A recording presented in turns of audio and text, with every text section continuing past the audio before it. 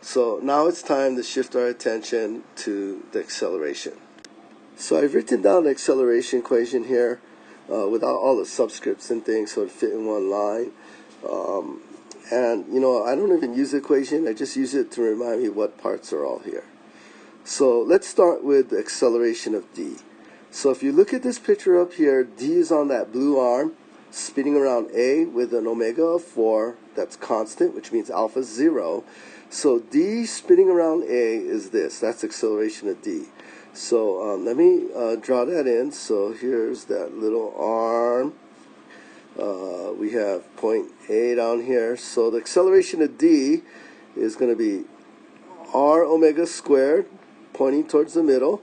And r was 0.2 and omega was 4.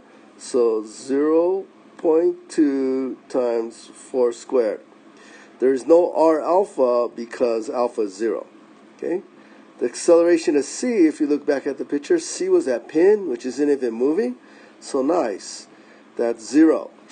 Okay, and all this stuff in the brackets here, again, I just want you to think d spinning around c, d relative to c, spinning around c. Or if it helps you, think of that point right next to d prime. Okay, so d spinning around c. So what we're going to do, let me just dot that in. There's c, there's d. Okay, shorten that so it'll fit in here. So this is point D. Sorry, on the recordings you're not going to see my erasing. Okay, so there is always r omega squared pointing back towards the middle, and it's d spinning around c. And so the length from c to d was 0.3 meters. Okay, and the omega, that's why you always have to do the velocity first.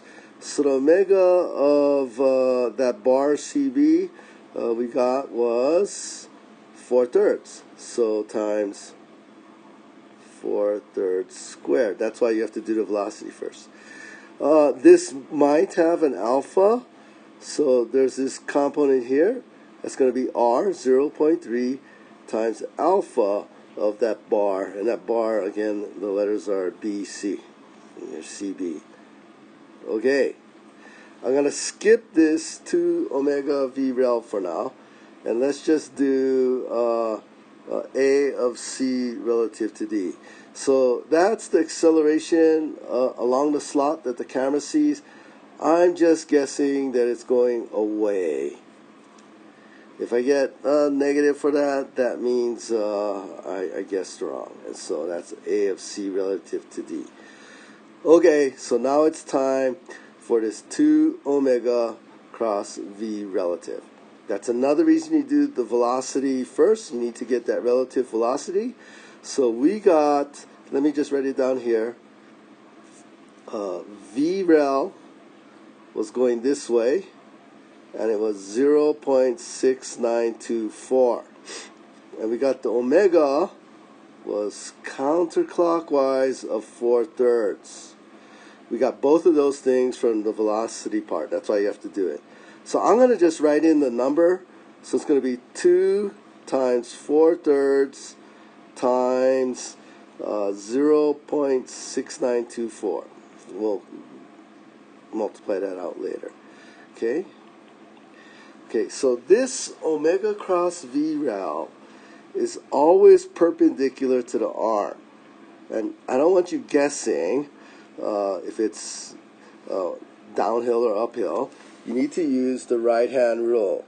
So I'm going to do omega cross v rel. So that 4/3 is counterclockwise, so I'm pointing my thumb up out of the paper.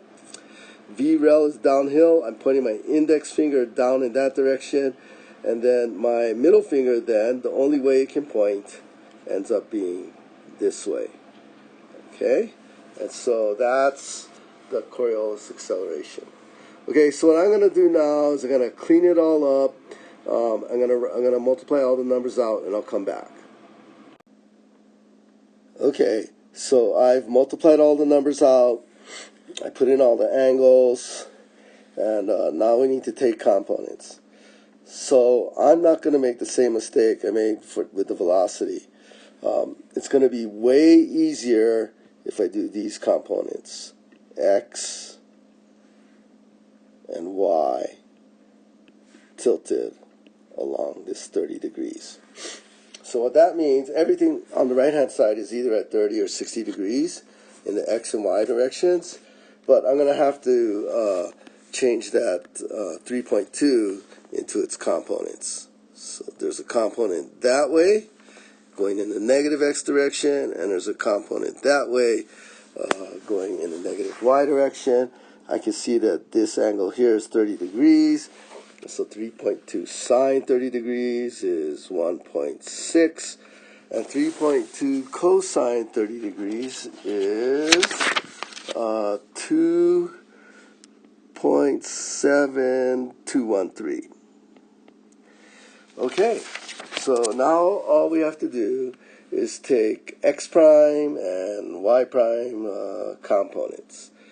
Okay, so let's do x prime first, uphill positive. So that's minus 1.6 going downhill. That doesn't have a component that way. Minus 0.5333 going downhill. That doesn't have a component in the x prime direction. Plus a of c relative to d. So you solve for that. And a of c relative to d equals minus 1.6 plus 0.5333, and that equals minus 1.067. So 2 times in a row I guessed the direction wrong. So that means the a of c relative to d is actually going downhill. Okay, let's take the y prime components next. Excuse me. Okay, I'm back. I just had a little coughing fit there.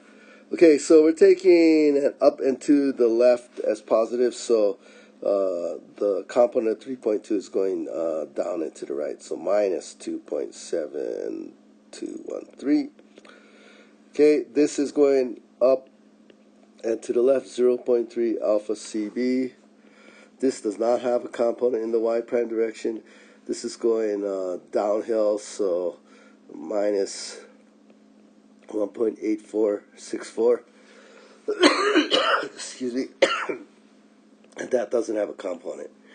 Okay, just a minute. So while I was taking my little coughing break there, I just went ahead and solved it. So I guessed wrong again. Alpha CD turned out negative, minus 3.08 radians per second squared, which means I had guessed counterclockwise, so it means it's really going clockwise. So I've actually solved for all the unknowns, not just what was asked for the problem, but the original things we were supposed to find were omega CB and alpha CB, CD, sorry, or CB. This was alpha CB. Okay. So omega CB was 4/3 radians per second counterclockwise, and alpha CB was 3.08 radians per second squared clockwise. Okay, so I'll repeat this process for the next problem, the one that you actually turned in.